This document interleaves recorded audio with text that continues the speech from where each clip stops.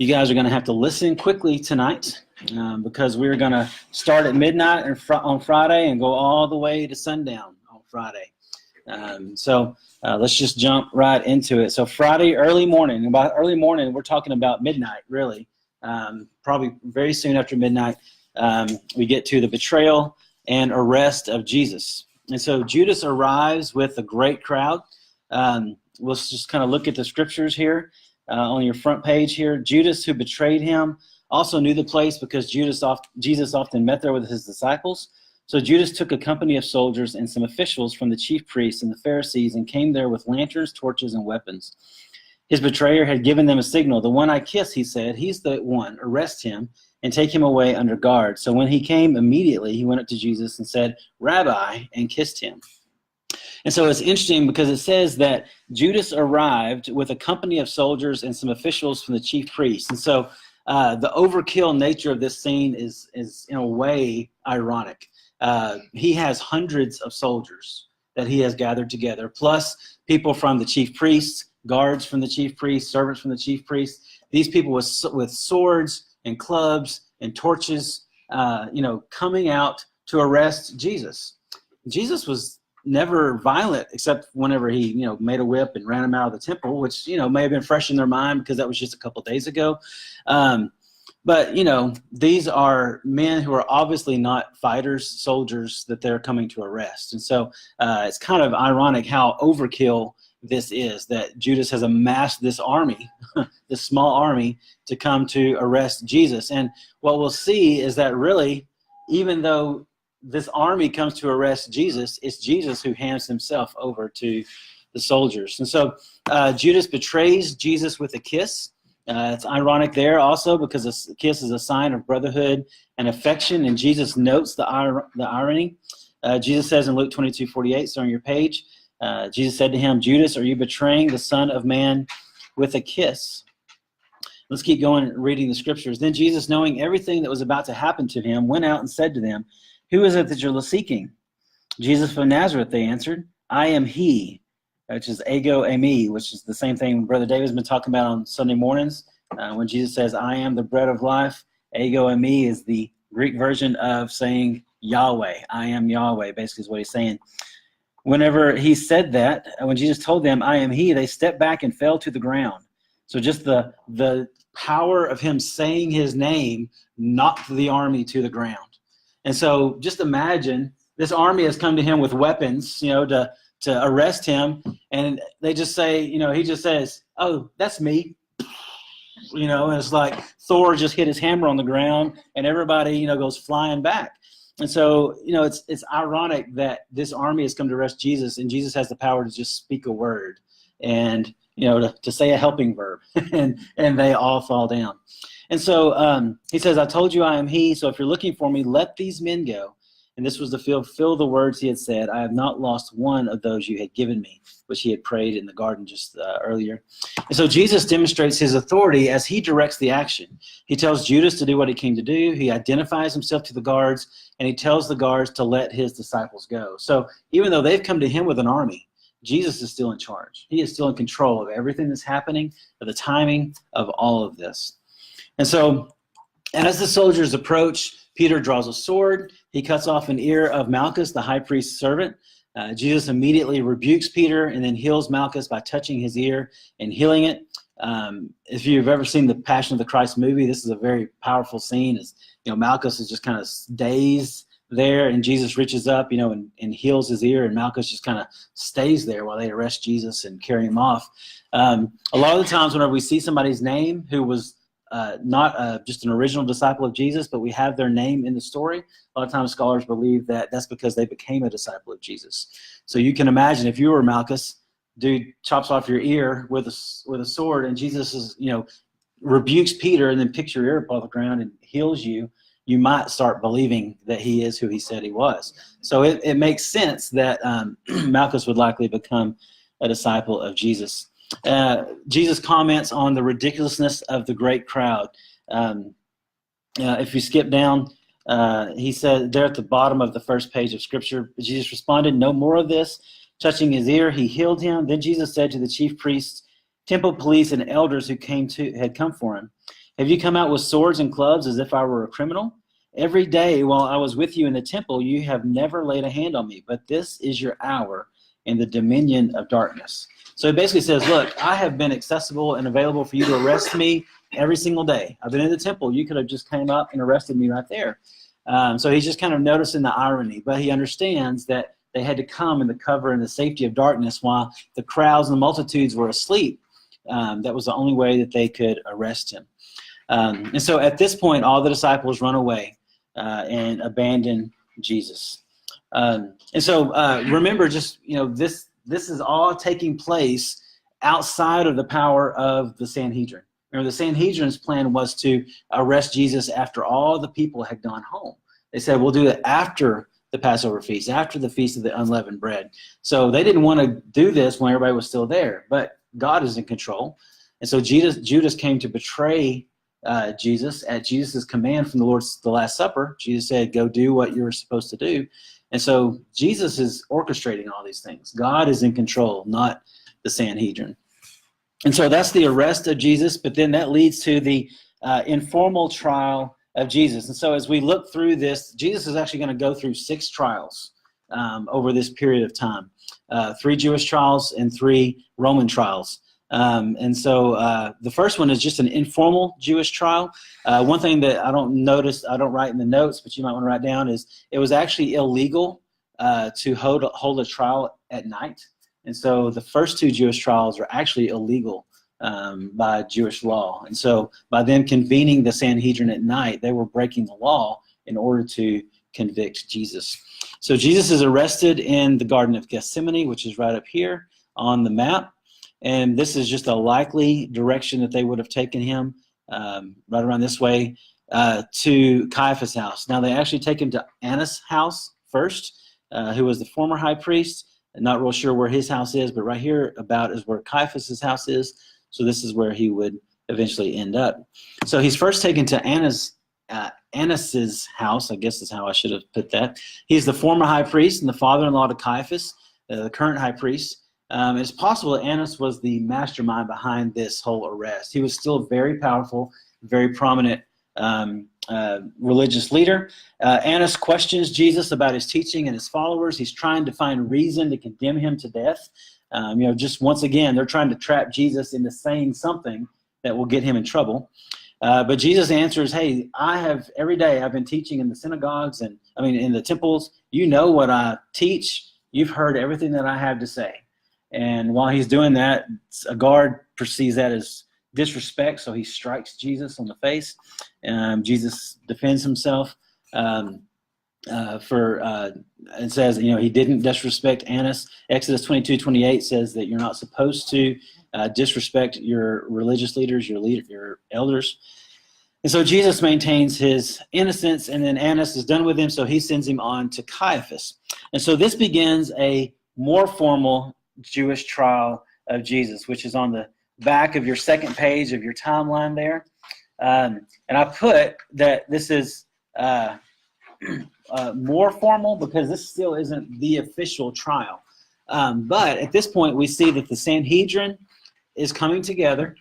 So over the cover of night, the Sanhedrin is beginning to convene at Caiaphas' for Jesus' trial. And again, this is approximately where Caiaphas' house is. This is what it looks like today. It's a church. This is actually called the Rooster Church because Peter denied Jesus here, and then the rooster crowed. And you can't really tell in this picture, but on top of the church, there's a weather vane kind of thing. It's a rooster. Wasn't that right? Wasn't it up on top, on the very top? You can't really see it, but up there on top somewhere, there's a little rooster kind of weather vane looking thing. Maybe that's where we get it, to put up on our country houses and stuff. But there's all different kinds of signs that have little roosters on them and stuff like that around that. But this is what it looks like underneath the church. And so the church obviously was not there. That was built much later on. Actually, it's a fairly modern church.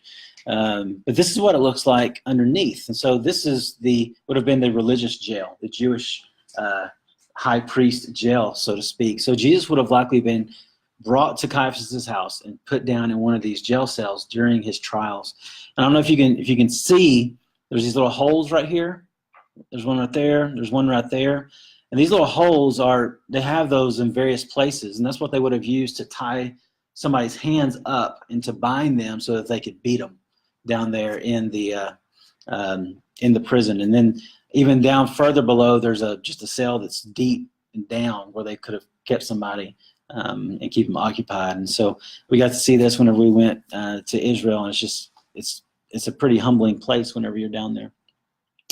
And so so they bring Jesus to Caiaphas's house, and they begin trying to question him. And so the leaders of this trial are trying to expedite the trial to get it over with before the crowds learn that Jesus has been arrested. Remember, the crowds at this point still love Jesus. He's still their man. He's the Messiah. He's the one that's going to whip Rome and set up Israel again. And so they love Jesus still. And so the Pharisees need to get this done before they start waking up. And so they gather a bunch of false witnesses, but these false witnesses can't get their story straight. The only thing that they can get to stick is that Jesus had talked about the destruction of the temple, and that was against the law. You don't harm God's house. You don't harm God's temple or defame God's temple.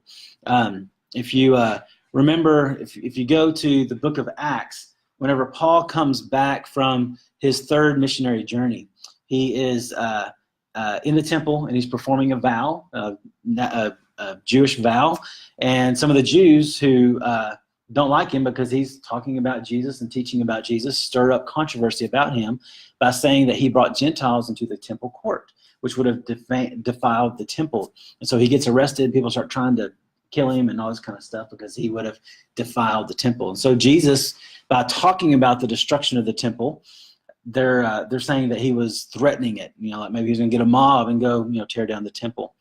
But Jesus obviously was talking about his body. He said, destroy this temple and I will raise it up again in 3 days. And so Jesus remains silent before his accusers, fulfilling the prophecy of Isaiah 53:7. He does not speak until, and I put Annas here, it's supposed to be Caiaphas. So just mark that out on your page. He does not speak until Caiaphas asks him directly if he is the Messiah, the Son of God. And at this, Jesus affirms that he is. And this claim completely seals his fate before the Jews. So to them, even though he is speaking the truth, to them he's just committed blasphemy. He has equated himself with God. And so Caiaphas asks him, are you the Son of God? Jesus says, yes, I am. He says, this is in the middle of the second page of Scripture. That's that middle paragraph, right in the middle of the paragraph. The high priest said to him, I charge you under oath by the living God, tell us if you are the Messiah, the Son of God. You have said it, Jesus told him, but I tell you, in the future you will see the Son of Man seated at the right hand of power and coming on the clouds of heaven. That's a reference to Old Testament prophecy. And then the high priest tore his robes and said, he has blasphemed. Why do we still need witnesses? See, now you have heard the blasphemy. What is your decision? And they answered, he deserves death. Then they spat in his face and beat him. Others slapped him and said, prophesy to us, Messiah. Who was it that hit you? And so they couldn't get their witnesses to agree with it on anything. So basically, Jesus had to condemn himself by speaking what is true, but what he knew to them would be blasphemy. If he would have just kept his mouth shut, he could have arranged a deal to where they would have had to have let him go, or they could have arrested him, but at least maybe Pilate couldn't have crucified him. But he knew what he was doing. He basically convicted himself by his own words. And so they began mocking him. The guards began mocking Jesus and beating him. We'll see throughout the night, Jesus will go through 4 different times of beating, at least 4 different times of beating, possibly 6 or 7. Outside the house, Peter has followed Jesus to his trial at Caiaphas' house. And so most likely some of this part, Peter denying Jesus is going on concurrently while Jesus is being questioned there in Caiaphas' house. And so Peter comes to the house, follows at a distance. He, as well as John, in the Gospel of John, whenever you see the disciple that Jesus loved, or the beloved disciple, that's John talking about himself without saying his name. John has connections. He knows somebody in the high priest's home, and so he convinces a servant girl to let Peter into the courtyard. The servant girl recognizes Peter as having been with Jesus before. He denies it. Another servant girl makes the same assumption, and Peter denies it as well. This time with an oath, he just basically cusses to make his point. A third time, about an hour later, those around Peter led by a relative of Malchus, again began to to question him. And so let's see. This is the last couple of paragraphs there. Says, when he had gone out the gateway, another woman saw him and told those who were with him, "This man was Jesus the Nazarene." And again he denied it with an oath, "I don't know the man." After a little while, those standing there approached, said, "Peter, you really are one of them, since even your accent gives you away." Then he started to curse and to swear with an oath, "I don't know the man." And so, he was trying to just convince them. The last thing a follower of Jesus would do is start cursing and pronouncing oaths and all this kind of stuff. So I can prove that I'm not a follower of Jesus by, letting off a few 4-letter words and convincing them. I don't know if in Greek if they're 4 letters, but convincing them that I'm not a follower. And so as soon as he says that last promise, that last denial, immediately after his third denial, a rooster crows. And at the same moment, Jesus turns and looks at Peter. It doesn't say it specifically, but it's implied that they make eye contact. Peter immediately remembers Jesus' prediction. He's overcome by emotion, and he flees the courtyard, finding a place to weep. Again, if you've seen the Passion of the Christ movie, this is a really poignant scene as Peter denies him, and Jesus looks through a door as he's down on the ground being beaten. He looks and he locks eyes with Peter, and Peter runs out. And so that's the first trial of Jesus and the denial of Peter. And then finally, we have the formal trial of Jesus. And so this would have been the trial that happened at daybreak. So a Jewish trial could not occur at night. So the formal trial of Jesus could not take place until sunrise.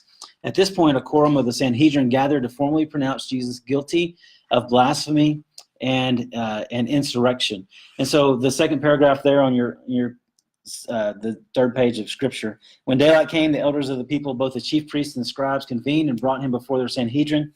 They said, "If you are the Messiah, tell us." But he said to them, "If I do tell you, you will not believe. And if I ask you, you will not answer. But from now on, the Son of Man will be seated at the right hand of the power of God." They all asked, "Are you then the Son of God?" And he said to them, "You say that I am." "Why do we need any more testimony?" they said, "since we have heard it ourselves from his mouth." And so this formal trial provides a sense of legality that was essential in swaying the public opinion away from Jesus and in providing a reason for the Romans to grant his execution. So this is them actually pronouncing the verdict.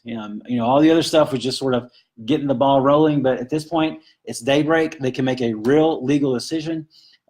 Jesus again says what he needs them to say. They pronounce him guilty, and they begin taking him over to Pilate. As the trial ends, Judas experiences remorse and tries to return his betrayal money. The religious leaders refuse to hear him, and he goes out and hangs himself. The chief priests can't keep the blood money, so they purchase a field for burying strangers, unwittingly and unknowingly fulfilling the prophecies of Jeremiah 19, 1 through 14, and Zechariah 11, 11 through 13. And so that gets us basically to Friday morning. All that happened, most of that, except for this last part of the trial, happened under the cover of night. And so now it's Friday morning, and this begins the Roman trials of Jesus. Y'all sticking with me? I mean, we've only got to like 7 a.m. so far.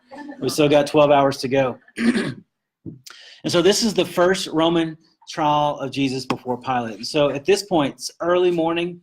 On Friday morning, Jesus was here at the house of Caiaphas. He is now taken across this area, the upper part of the city, to the Hasmonean Palace, which is where Pilate would have been staying. Pilate normally stayed in Caesarea Maritima, over by the Mediterranean Sea, but because of the threat of riots and the big multitudes that came to Jerusalem during Passover, he would come to Jerusalem to spend the time there just to kind of help keep the peace. Pilate was not somebody who was afraid to kill a bunch of Jews to make a point. And so they take him over here to the Hasmonean Palace, and this begins that first trial of Jesus. So the Jews present Jesus to Pilate, the governor of Judea, emphasizing the political reasons for his death. And so we don't have time to read all of it, but they basically come to Pilate because it's Passover. They cannot go underneath the cover of a Roman government house, or they'll be unclean. So they wait outside in the courtyard. Pilate comes out to them. He's at least cordial about that, and they say, "This is Jesus. He is a political enemy of Rome, and we need to execute him." And so Pilate questions Jesus. He asks him if he's a king. He's trying to discern whether Jesus is a political threat. Jesus answers him that yes, he is a king, but that his kingdom is not of this world. and it's made up of people who pursue truth. This is obviously a summary of a lot of conversation.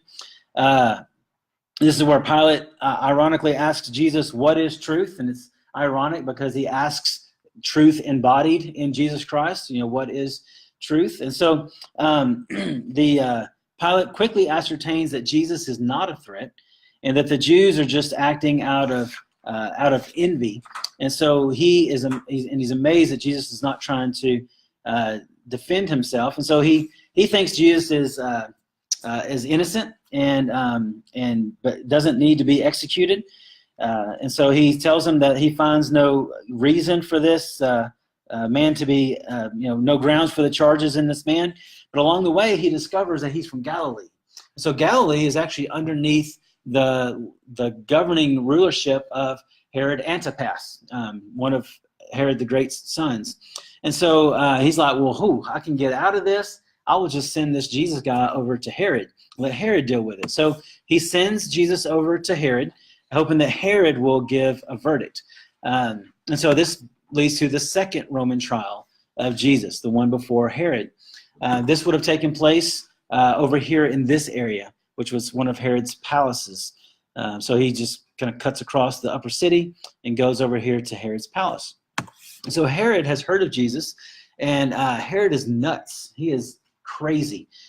He has a ridiculously elaborate and liberal lifestyle. He's all about the party. And so they bring Jesus in, and Herod basically wants Jesus to do some magic tricks to entertain him. And so he wants him just to kind of do some supernatural things. The religious leaders come right in. So you just imagine this circus. Roman soldiers bring Jesus in. Jesus is already probably a little black and blue from being beat up over at Caiaphas' house, probably bleeding some. The Roman soldiers bring him in. Right on their heels is this mob of Jewish religious leaders who are shouting accusations, and crazy Herod just wants to see some tricks. And so there's a circus going on. And Jesus doesn't say a word. He doesn't answer the religious leaders. He doesn't answer Herod. He doesn't say anything. And so since he won't perform or answer, Herod and his soldiers begin mocking Jesus. They dress him up, put a robe on him. They begin striking him, begin hitting him and beating him, abusing him, and just mocking him. And this was actually a really common way for somebody who kind of set themselves up as a leader, who wasn't a real leader. They would dress them up like a leader and make fun of them and then beat them and abuse them. So it's kind of a common way for them to abuse somebody in this situation. So he won't perform any tricks for him. So since he won't, Herod sends him back over to Pilate.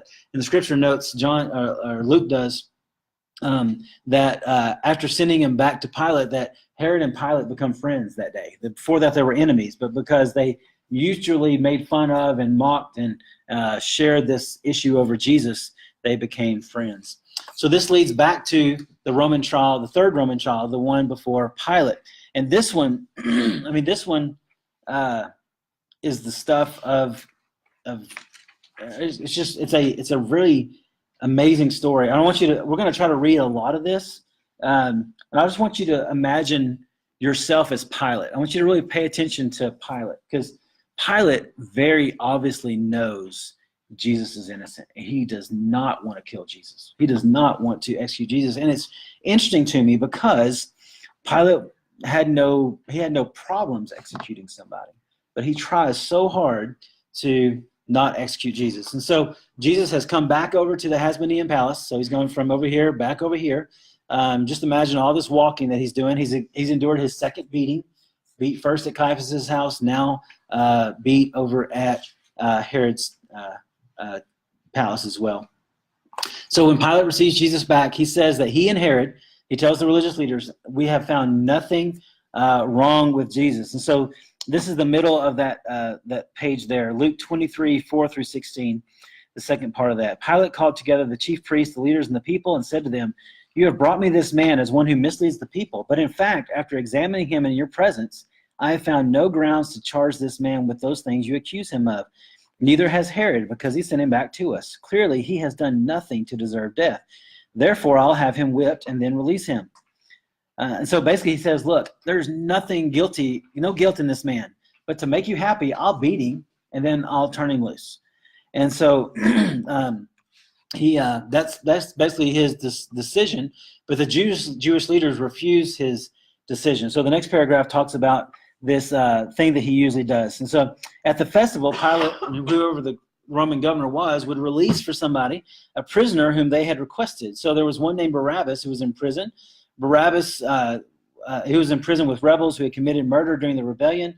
The crowd came up and began to ask Pilate to do for them what was his custom. And Pilate answered him, "Do you want me to release the king of the Jews for you?" For he knew that it was because of envy that the chief priest had handed him over. And so Pilate just kind of puts this, he's like, look, I'm going to release a prisoner. And I'm going to release, I'm planning on releasing Jesus. And so Pilate resorts to this custom of releasing a prisoner. And he's going to give him a choice of Jesus or Barabbas. In some of the other Gospels, he says, do you want Jesus or do you want Barabbas? While he's waiting, his wife sends word to him to not have anything to do with Jesus' execution because she had had a bad omen from a dream. And so just imagine, so Judas says, hey, do you want Barabbas or Jesus? And while they're all discussing it, because these Jews, most of the Jewish crowd probably wouldn't want Barabbas. He was a murderer. He was a troublemaker. But obviously the religious leaders are having to go around and try to stir him up to get him to want Jesus. So while they're doing that, Pilate just kind of sits back in his throne, and is waiting for them to come to a decision. So while he's there, he gets a message from his wife. Don't have anything to do with this Jesus. I've had a bad dream because of him. There's something special about him. And what's ironic about this is who was around Pilate at that point to know that? Nobody, right? John wasn't there. Okay. Mark is the one who, Matthew's the one who writes that. Matthew was nowhere to be found. The only person that was there was Judas and Jesus. And so, not Judas, sorry, Pilate and Jesus. So they're the only ones that are there with Pilate. And so it's really interesting to me. I told you about Malchus. A lot of times whenever you know somebody's name, it's because they became a follower of Christ, kind of like we know about Joseph of Arimathea, which we'll talk about, Nicodemus, which we know about, a couple of others we'll talk about here in a little bit. So this is just a theory I think. I kind of feel like Pilate's wife may have become sort of a secret disciple at some point in her life. We don't know that. It's not written down anywhere. But for us to know this little detail, there's got to be somebody who would have shared that detail. And most likely, the only ones who would have known it would have been Pilate, his wife, and perhaps a servant who was in between those two. So either Pilate or Pilate's wife or that servant likely became a follower of Christ. And that's how we know this little tidbit. Don't go tell somebody that's absolutely true, because I'm just telling you, this is just something I kind of came up with that makes sense to me. And so Pilate, the Jews call for Barabbas. Okay, and so while Pilate's waiting for their decision is that they want Barabbas. And so Pilate's shocked by this. Even so, he still tries to release Jesus. And so the top of your page, this is page 3 of the scripture pages, wanting to release Jesus, Luke 23. Wanting to release Jesus, Pilate addressed them again, but they kept shouting, "Crucify, crucify." A third time he said to them, Why has this man done wrong? I found him no grounds for the death penalty. Therefore, I'll have him whipped and then release him. And then Pilate took Jesus and had him flogged. This is the third beating. The soldiers also twisted together a crown of thorns, put it on his head, and clothed him in a purple robe. They kept coming up to him, saying, "Hail, King of the Jews." They were slapping his face.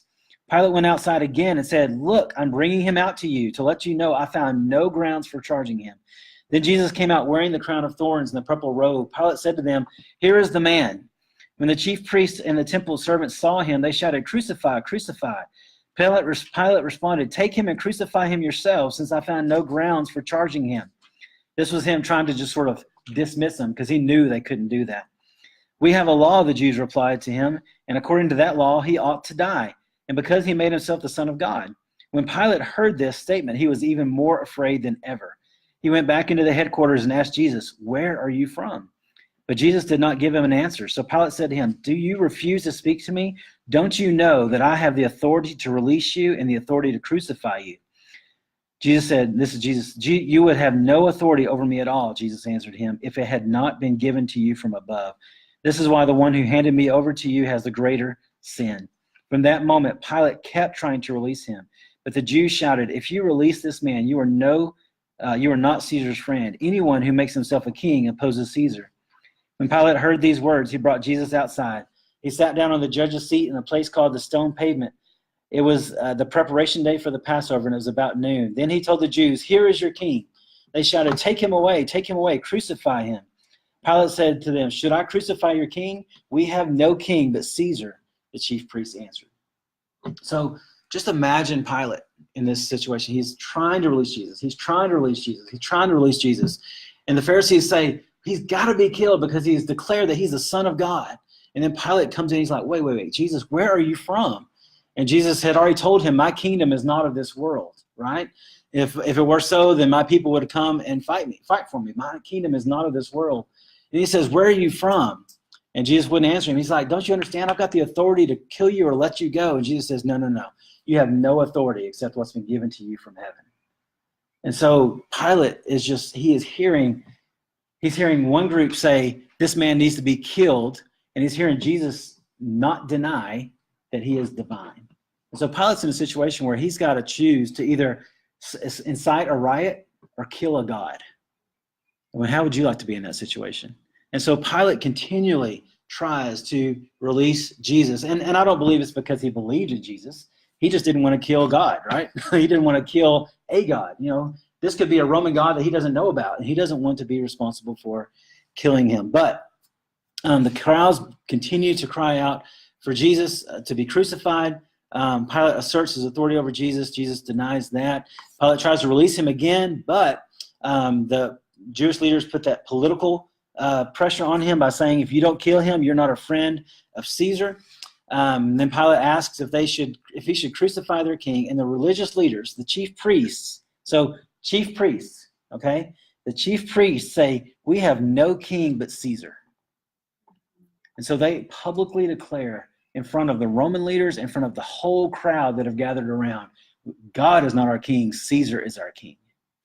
And so they, on the eve of the holiest day of their year, the beginning of their new year, the Passover fellowship meal, they are denying Yahweh and acknowledging that a man is their God, a man is their king. Because in Rome, to say Caesar's king is to acknowledge his claim to be God. And so they're basically saying, we don't have any other God except Caesar. And so Pilate knows when they say that, there's nothing he's ever going to do to change their minds. Because if the chief priest, if all the staff of Green Acres Baptist Church come together and say, we have no king but Caesar, we don't follow God, we follow a man. Well, you would know that we were all nuts and there was nothing that you were going to do to change our mind on what we determined. Because we wanted to deny God to get this claim. And so he knows at this point that nothing can change their mind. And so at this, he symbolically washes his hands, and it says, I am innocent of this man's blood. See to it yourselves. All the people answered, his blood be on us and on our children. Then he released Barabbas to them, and after having Jesus flogged, handed him over to be crucified. And then the soldiers led him away. They strip him, they beat him, they put the crown of thorns, they mock him, and then they lead him away to be crucified, which is the fourth beating that Jesus would have received, at least the fourth beating that he would have received. This last beating, so he's already been beat by the religious leaders at Caiaphas' house. He was beat at Herod's house. He was beat by Pilate to try to appease the Jews. And now he is beaten the capital punishment, sort of. It's capital, not capital because it kills you, but it's capital because it almost kills you. Beating of the 40 lashes, a significant, what they would a lot of times would do to punish somebody, if they didn't want to crucify him, but they wanted to get as close as they could, they would give you 30 lashes minus 1, because 40 lashes is supposed to kill somebody. And this is where they would use the cat of nine tails, and they would, beat their bare back with leather, bone, metal, shards of that, and it basically just rips your back apart. And so Jesus, on his fourth beating of the day, this is what he receives, which would normally kill a person. He's already received multiple beatings. And so Jesus is obviously, sorry, my computer just said it's about to die. So Jesus is obviously sustaining himself because no mortal man, truly could really endure this. So Jesus is sustaining himself through this beating and through this torture. as he goes to the cross. Now, this is all happening around noon. They didn't have clocks, and so they didn't have an exact time. But whenever they say about the 6th hour, that's anywhere from around 11 to 1, depending on when it is. So it could be noon or a little before noon. But it's significant because this is the time on the day of preparation when the Passover lambs were slain to prepare them for the Passover meal that evening. And so Jesus had been officially sentenced, and his process of crucifixion began at noon at the time that the lambs are slain. And so it just brings significance to how Jesus is called the Lamb of God who takes away the sins of the world. So that gets us to Friday about noon, and leading up to around noon, but leading to the second half of the day. Jesus is beaten and mocked in front of the entire battalion of Roman soldiers, about 600 men. Basically, Jesus has become the entertainment for the day. His beating and his humiliation, they're just mocking him and striking him, bowing down, and fake worship of him and stuff like that. Jesus begins the journey to Golgotha, going through the garden gate and walking along the outside western wall. Jesus carries his own cross, likely meaning the cross beam, not the whole tree-looking thing, but the cross beam, similar to like if you had somebody, we know about like people who would have a yoke or something like that, and might have buckets of water or something, you would help him carry it. He'd be tied to that at this point.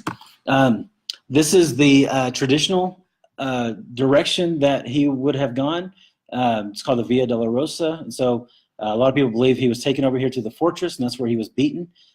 He was then taken along this way, and this is the traditional place where people say that Calvary is. A lot of people nowadays think that this is where Golgotha was, because this is where there literally is a hill that looks like a skull. And I didn't get a picture of that. I should have. But the hill itself looked like a skull, and it doesn't as much today, but it definitely did back then.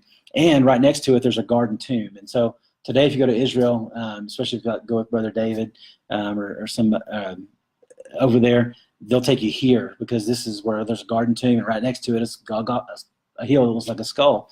And so this is a likely place as well. I feel like this is probably a good path, and a lot of other people do too, because it says that he was beaten there in the governor's mansion, basically the governor's home, which would have been here, not over here. And then it's a good chance that he went out this Ganath gate, which is the garden gate, and carried along this way out to Golgotha, or possibly here if this is where it took place. So anyway, one of these directions. But Jesus, after being beaten this many times, then he has to carry his cross on his bare, beaten back, and begins his journey to Golgotha. At some point, a man from Cyrene named Simon is forced to carry Jesus' cross because of the weight. Jesus is too weak from loss of blood. Simon's sons are mentioned, Alexander and Rufus, and so they're mentioned. They're in Mark chapter 15. So it's on, I guess, third page of our scriptures here. The soldiers led him away, getting down on their knees. They were paying homage to him. After they mocked him, they stripped him of a purple robe and put his clothes on him. They led him out to crucify him. Then they forced a man coming in from the country who was passing by to carry Jesus' cross. He was Simon of Cyrene, the father of Alexander and Rufus. A lot of people believe that this Alexander and Rufus became Christians, and very likely Simon as well. Rufus is mentioned as a member of the Church of Rome. And a lot of people believe that Rufus here once he saw Jesus and saw all that took place that day, he became a member of the church. If you ever heard that song from the 90s or 80s, Watch the Lamb, it kind of tells that story from Simon's perspective. The little boys are supposed to be watching the lamb, and Simon is forced to carry the cross. And when he gets back, they've let the lamb go. The lamb ran away, and he says, "Don't worry about that. Now look at Jesus and watch the lamb." And so it's a really cool song. I think it was like Steve Green or somebody back in the 90s sang that song. So Jesus arrives at Golgotha, which means the place of the skull. He's offered wine, not wine. He's offered wine and gall to drink, but upon tasting it, he refuses any more.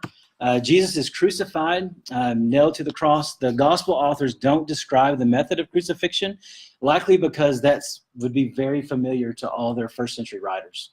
It'd be like me telling you, Jesus was led to the electric chair and they electrocuted him. I don't really have to describe to you what that means, because we can all, we've learned about that in school and stuff. We can kind of visualize what that means. Firing squad or whatever. You don't have to describe it. You know what it means. For us, we don't know all the details about that. This is what his beating would have probably looked like, tied to a post and beaten this way 40 different times with a thing of a whip with leather and bone and metal and different things like that to cut the skin. So his skin would have just literally been hanging in ribbons as he walked to the cross, and as he was hung on the rough wood beam.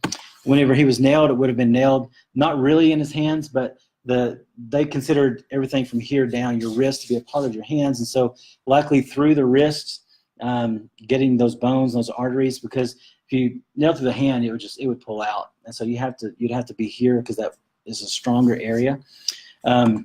Going through the feet, they would put the feet flat up against that back piece of wood, and they would nail to the center of the feet, because that would be what would hold the best.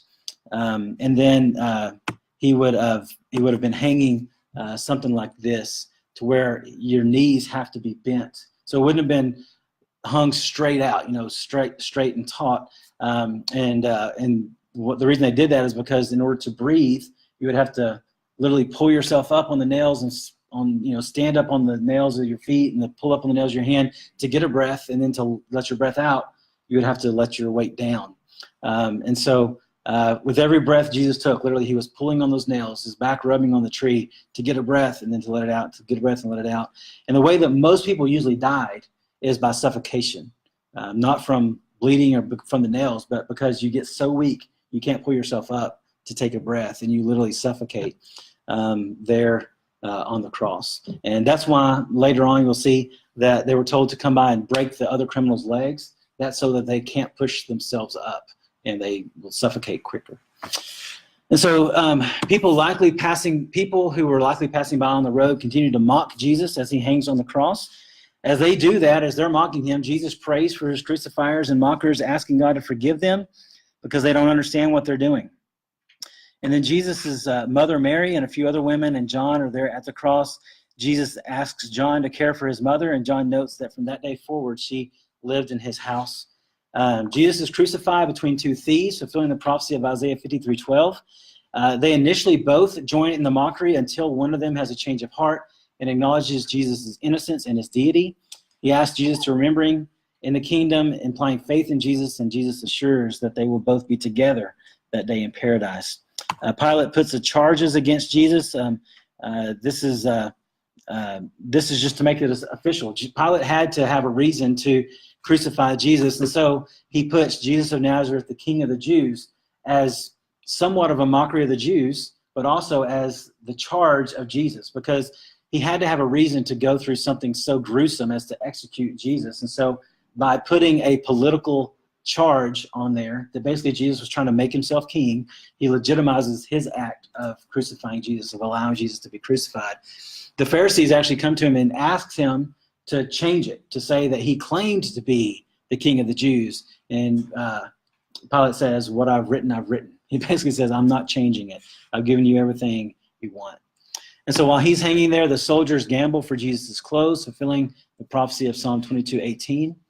And then finally we get to the death and burial of Jesus. He hung on the cross for about 3 to 6 hours, alive on the cross for 3 to 6 hours, depending on how you take the 6th hour and how you take the 9th hour and all that. He hung on the cross. Darkness covered the land from about noon to mid-afternoon. A lot of people will try to tell you, well, that was just a solar eclipse. Have you ever heard that before? The people try to they try to explain away all the supernatural stuff in the scriptures. A lot of people will say it was a solar eclipse. Well, a solar eclipse happens in a new moon, because you don't see the moon, because the reflection of the moon, because it is between you and the sun. So whenever a solar eclipse happens, you have a new moon. But the Passover always happened at a full moon. That was one of remember, the Passover goes by the lunar calendar. That's why it's always different every year. Easter is different every year. And so a new moon, a full moon had to be in effect for it to be Passover. So we know that it was no way possible that it was a solar eclipse. This was a supernatural darkening of the sun. In the Old Testament, darkness can represent human ignorance and sin. It can represent divine lament and divine judgment. And here likely a combination of all three of those. Around mid-afternoon, Jesus cries out, my God, why have you forsaken me?" Quoting Psalm 22:1. By now, if not sooner, Jesus has literally been cut off from the Trinity. So in a way that we don't understand, the Trinity, the Father, Son, and the Holy Spirit, which has existed for eternity, the Son has been cut out of that, has been cut out of the fellowship of the Trinity. And Jesus, for the first time, is experiencing what it feels like to be forsaken by God, to be separated from God. He's experiencing what man has experienced from Adam. He is experiencing for the first time. And so this isn't a question of confusion. God, I don't understand. Why have you forsaken me? This is just a question of he is fully comprehending what it means to be cut off from God for our sake. Soon after, Jesus cries out that he is thirsty. A bystander provides sour wine on the sponge to quench his thirst, which fulfills prophecy as well. Jesus, still demonstrating his utter control from the beginning to the end, his final words indicate the completion of his mission and the releasing of his spirit into God's hands. And then he finally gives up his life at last on the cross. And so Jesus cries out with a loud voice, "Father, into your hands I entrust my spirit." And so immediately after his death, supernatural phenomena occur. The temple veil is torn in two from top to bottom. The temple veil separated man from God's presence, which was, God's presence hadn't been in the temple for centuries, literally, but they still believed in that separation. So where the Ark of the Covenant was the seat of God basically on earth. And so that veil separated the place of where men can enter from the place of God's dwelling. And only the high priest could go in one time a year on the Day of Atonement behind the curtain to make atonement, to make a sacrifice on the Ark of the Covenant. And so that veil basically was supposed to signify God's separation from mankind. So God's holiness separated from mankind. And that veil was super thick, a thick garment, and it was torn from top to bottom. And this wasn't Hulk Hogan's shirt where you could just grab it and rip it. This was no man could just go in there and grab it and tear it. And so to begin with, it wasn't rippable. You couldn't just rip it like that. Plus, it was ripped from top to bottom, signifying God saying, now there is no division between man and God. You have access to me because of the sacrifice of Jesus on the cross. Also, a massive earthquake occurs, which is strong enough to split rocks. So it talks about rocks splitting apart and things like that. Likely, just the New Testament tells us that the earth awaits its redemption. We await our redemption, the return of Christ. Well, the earth waits its redemption as well. So in a way, the earth I believe the earth knew this is the beginning of our redemption as well, as that earthquake occurred. And then the freakiest part of it all, deceased saints of the faith began coming out of their graves and walking around. I don't think this is zombie apocalypse kind of stuff, or like people who look like they're rotting bodies are walking around. Most likely this is literally people who have received their resurrection bodies and have come out of the ground or began walking around and appearing to people. So something similar probably to like Jesus' encounter with Elijah and Moses there on the Mount of Transfiguration. After seeing all this, the Roman centurion says, surely this man was innocent and was the Son of God. The Jewish leaders asked for the men's crucified legs to be broken. Anyone left hanging on a tree overnight, according to Old Testament law, defiles the land. And so they didn't want Jerusalem being defiled the day when Passover was taking place. And so they wanted them dead quickly so that they could get them down. The soldiers break the legs of the other two, but find that Jesus is already dead. In order to make sure, they pierce him with a spear. It would have gone up through his ribs and pierced into his heart. Whenever you are experiencing major blood loss and having trouble with suffocation, fluid builds up in your lungs and around your heart. And so whenever they pierced him, that's what would have come out. Joseph of Arimathea requested the body of Jesus. We don't have a lot of time left, but the scriptures that are on your page talk about how Joseph boldly went to Pilate to ask for the body, revealing himself as a secret disciple. He had never revealed himself that previously as a disciple of Jesus, but it says that he was a member of the Sanhedrin but did not approve of their decision. And so he publicly goes to Pilate and requests the body. Then he and Nicodemus buy an exorbitant amount of spices and brand new linen, They wrap Jesus, prepare him for burial, and they place him in Joseph's tomb, which was carved out of the rock, signifying that he was a rich man. Most people didn't have rich man tombs like that.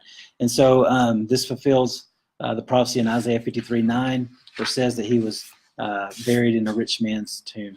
And so they bury him, they roll the stone across, which was really just to keep people from getting in and getting access to him, keep animals from getting access to him.